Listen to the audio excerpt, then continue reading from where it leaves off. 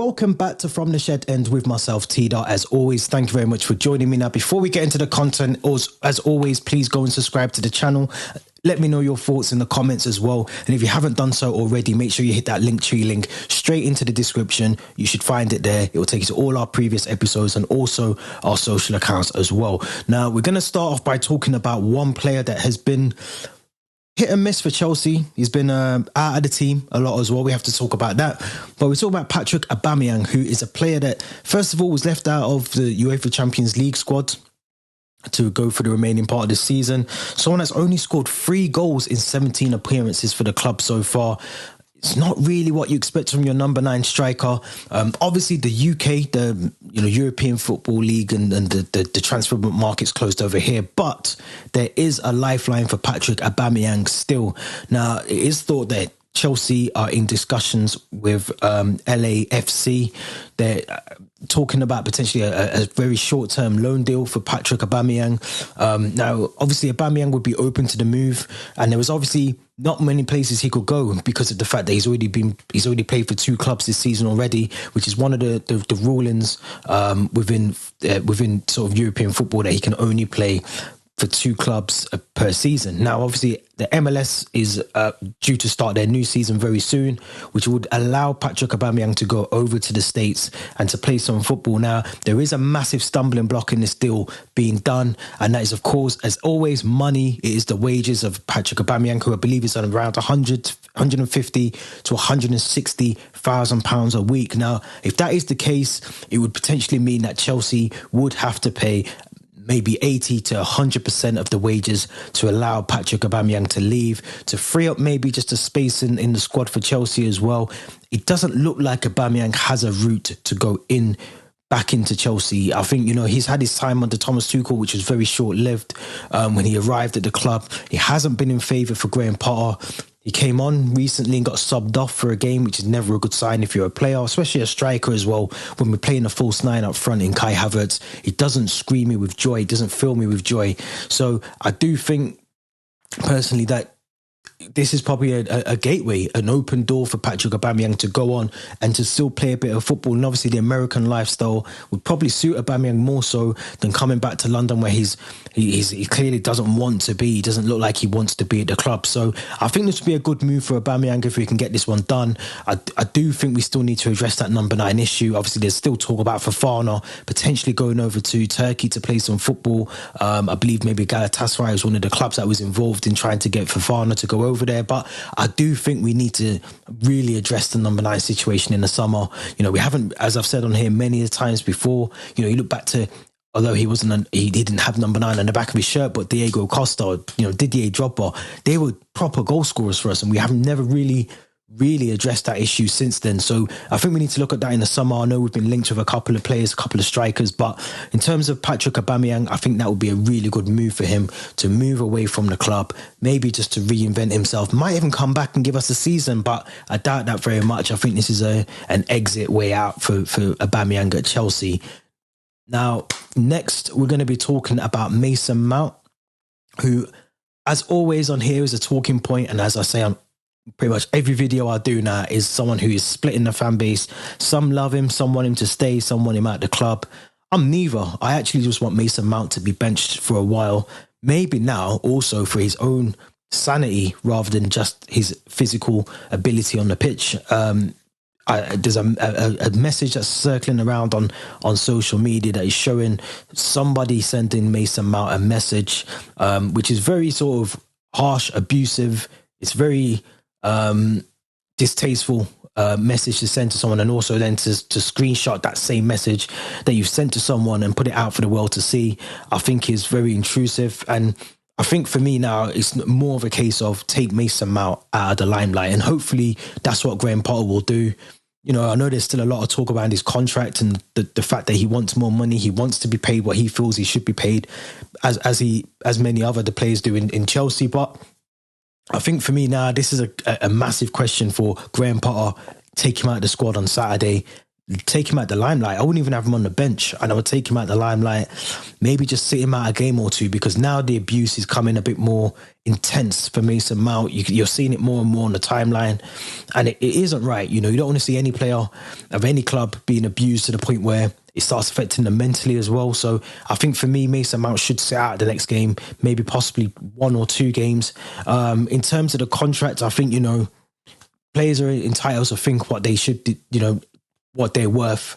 And I think if Mason Mount feels like he should be paid X amount, but he's only being offered X amount, then it's up to the club, it's up to Mason Mount to try and get a resolution to that. But Liverpool are waiting in the wings, and we have to always remember that. And Liverpool, like it or not, they are still a rival. I'm sure they'll address some of their issues that they've got in that midfield, especially next season. And if we strengthen one of our rivals, you know, it almost gives us a back foot to have to work on, you know, going into the season. So, I mean, I don't want Mason Mount to leave. If he wants to leave, then of course. If he's not good enough to play for the club, then there's question marks about his ability and how do we manage his time in the club.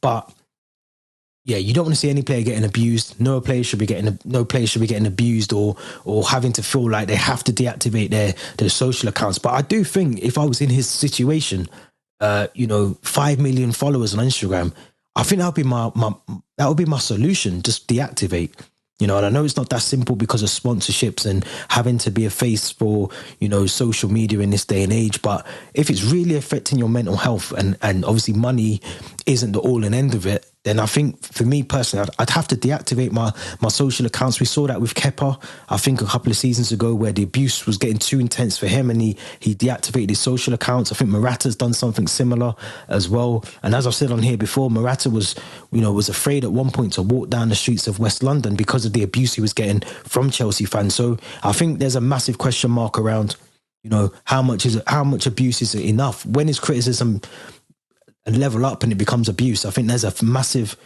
you know, grey area around that. And I think it's right to criticise someone who's not playing well for your club. You're right, you know, you're well within your rights to do that as a fan. But when it starts becoming abusive and it's more you know, hate rather than just criticism, I think that's where we need to draw the line on things. And hopefully, as I said, you know, Graham Potter should use this time wisely, take him out of the team. In my opinion, he shouldn't be starting on Saturday, you know, and he probably feels he wants to start. You know, obviously, you know, he played really well against West Ham last season as well, if you remember. That goal that he scored was brilliant, but I do think this is a time where Mason Mount has to sit this one out and just recharge the batteries, you know, give himself a bit of mental capacity to think about things, and maybe that might help him on the pitch as well. But yeah, I can't condone any abuse from anyone, whether it's, you know, any player in the team at any point. You know, there should not be a level of abuse where, you know, you're screenshotting what you're messaging someone, which is hateful speech, onto the internet for the world to see. I think that's wrong. So, you know, I think you can't condone that and hopefully that account that I'm talking about hopefully gets deplatformed like it should do. You know, Twitter can easily deplatform accounts. We've seen it with other people outside of football for obvious and reasons of their own. So we should be able to deplatform someone who's able to just go on and give hate speech to anyone in any way. So hopefully that happens to that idiot account, and hopefully Mason Mount is sat out of the game on Saturday and allows someone else to come in and fill that role. We'll find out injury-wise, I think, closer to the time on Friday when we'll do another video for the press conference as well. But Mason Mount, for me personally at the moment, needs to sit out the team. Hopefully the contract situation is resolved very soon. If it isn't, and it is Liverpool, then c'est la vie. It is what it is. So let's move on from that one as well. Now, Andre Santos, another player who is currently doing things, wonderful things for Brazil. He's done so, I think he scored 5 in 5 or maybe even 6 in 6 now. Let's make it 7 in 7 soon for Andre Santos, a player that is hopefully going to be a part of the squad in the second half of this season. Chelsea are currently working very hard behind the scenes to try and resolve the work permit issues for Andre Santos, who currently is unable to play. He's eligible to play because of these work permits and linked to a working visa. Hopefully we can get them sorted. The government, please get this sorted, get it over the line. Immigration office, please give us a green tick so we can get Santos on the pitch. From what I'm seeing of this youngster, he's one of the best players of his age at the moment, playing in the role that he plays. he needs to go straight into the team. And if we can get him into the team, it does resolve some of those issues. And, you know, we got to see on the previous game, you know, against Fulham, how urgently we need to address that issue, because Conor Gallagher, Mason Mount, you know, Enzo Fernandez looked brilliant, but he was around a lot of crazy sort of wrongdoings from the midfield in front of him. So I think, you know, we need to get players in now. I think Madueke looked really good, but I think when we look at the players we've brought in, Santos is one of those key ones for me. And I think if we can get him into the team, you know, even if it's just, you know, for this part of the season to get him ready for next season, I think we need to do it from now. Also with the other players, you know, Madueke, Mudryk as well, João Felix, if we keep him, who will be back obviously for West Ham, but we've got someone in Andre Santos there, who for me personally is one of the best youngsters in world football at the moment. You know, he can take players on, he can run with the ball, you know, he looks comfortable on the ball, he knows where the back of the net is as well. And I really want to see that test for him when he comes into the Premier League, to see if he can do it as well, because it's one thing doing it against under-20s in international football or in Brazil, but when you come here and do it, I think it shows a different level of, you know, strength and commitment and resiliation, you know, in terms of how we play. I'm looking forward to seeing him. I really am. And if we can get that visa, that working permit resolved, it does give us more cover in those roles as well, those areas of the pitch which we've spoken about so many times on here. So I'm hoping we can get that resolved as well. Fingers crossed we can. We have got a new signing we need to talk about. Yes, I did say new signing. We have got a new signing. We have recently recruited Gilbert Enoka, who I believe is the New Zealand Rugby League leadership manager, who's basically here at Chelsea for the rest of the season to install a winning mentality into our players. Now, I've never heard of one of these before. I'm assuming this is something that happens at many clubs up and down the country. We just don't hear about it. But because it's Chelsea, it's us.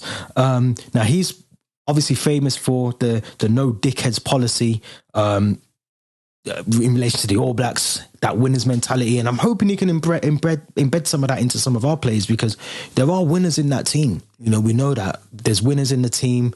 There's players that want to play for the badge, but you do have to separate the eggs from the rotten apples. And I think, you know, in terms of who we've got there that can play 90 minutes and put in a good performance, we know who some of them are, but I think some of them need to do it on a more consistent basis. And hopefully, you know, Gilbert coming in to change the mentality, the atmosphere, the mentality of some of these players, I think will hopefully work in our favour.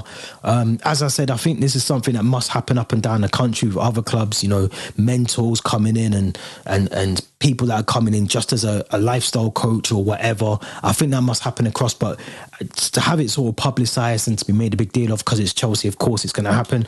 But I'm looking forward to seeing that. And I think this will help because we brought in 8 new players, I think, over the last couple of months.